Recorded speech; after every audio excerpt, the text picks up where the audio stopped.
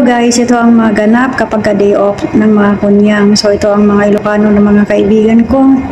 Ayan, na mahilig sa gulay, no? So ayan, kapag ka day off at nakabili sila ng mga gulay, lalo na malunggay, kung ano pa yan, saluyot, mga talbos yan, mga green leafy vegetables, hitihimay na agad nila sa park pa lang para pag-uwi nila ng bahay, madali na nilang maluluto.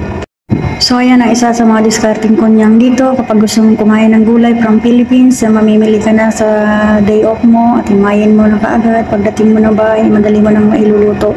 Sila pwedeng magluto pero hindi ako masyadong bumibili ng ganyan at ayaw ko, umiiwas ako sa pagluluto dahil ayaw ko may masabi ang aking madam. Pero sila kung welcome naman sa pagluluto ay mas maigi at lalo na yung iba rito na sila ang nag-decide ng kanilang pagkain dahil hawak nila ang kanilang food allowance, mas maigi po yung ganun.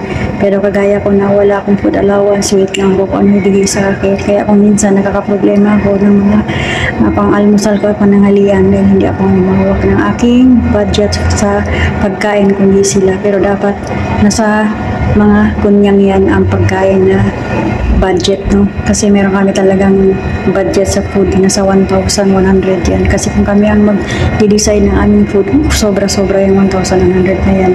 Pero kung minsan na yan din ang dahilan kung bakit hindi kayo magkasundo ng inyong employer kapag ka kinukulit mo sila about your food allowance. So kaya ako nagtitiis na lang kung ano lang yung meron at kung ano yung wala, bumibili na lang ako with my own sariling pera. Okay, thank you for watching guys. Have a nice day. God bless us all and please don't forget to follow, like, and share my video.